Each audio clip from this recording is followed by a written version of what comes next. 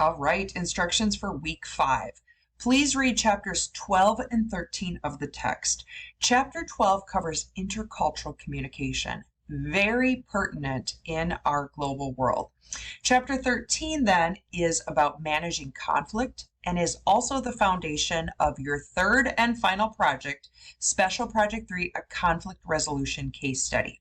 So please read the 2 chapters and watch the chapter talks. There are 2 this week covering 12 and 13, and take the corresponding quiz.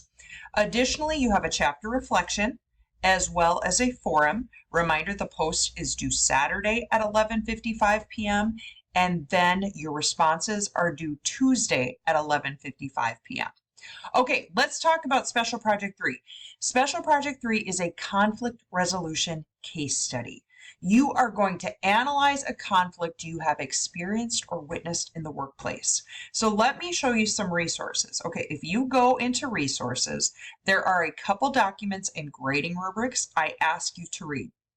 First is the instructions and the rubric. This will explain in written form the expectation of the assignment as well as how you are assessed. Additionally, there is a sample of A quality work for Special Project 3, SPC sample A quality work.